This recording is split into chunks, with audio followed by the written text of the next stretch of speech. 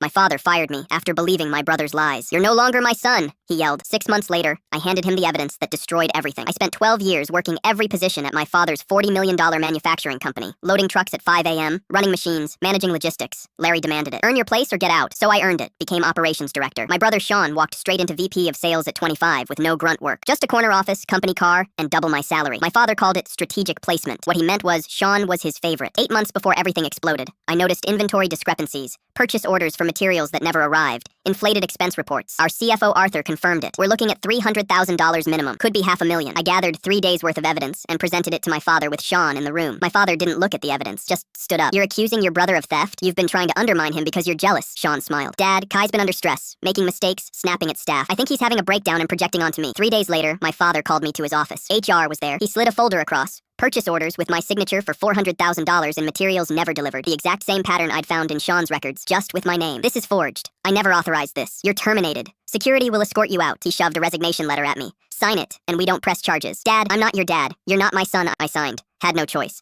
I spent the next month sleeping in my car, then got a job stocking shelves for $12 an hour. But here's what didn't make sense. If I was the thief, why no charges? That's when I realized they couldn't afford a real investigation. Month 5, I got an email from Arthur. Just an attachment with 2 years of financial records, every discrepancy highlighted. "You were right. I'm sorry. Start here." 3 weeks later, Arthur showed up at my work with a flash drive. Banking records. 3 years. Everything you need. I spent a month analyzing every transaction. The final number wasn't $300,000. It was $892,000. Sean had stolen $892,000 over 3 years through 217 separate transactions. I had proof. I called Connolly Manufacturing, a competitor that had wanted to buy Parker for years, showed their VP my evidence. "Parker's VP of sales has stolen $892,000 from the company. The owner doesn't know because it's his son." He read for 45 minutes. "This goes down. Your father loses everything. Your brother goes to prison. You good with that?" "Yeah, I'm good with it." Connolly hired me that day, then sent my father an acquisition offer with language about financial irregularities requiring investigation. He rejected it. They sent a second letter to his board of directors with the evidence. The outside investors demanded an audit. Forensic accountants found everything in 6 weeks. $982,000 traced directly to Sean.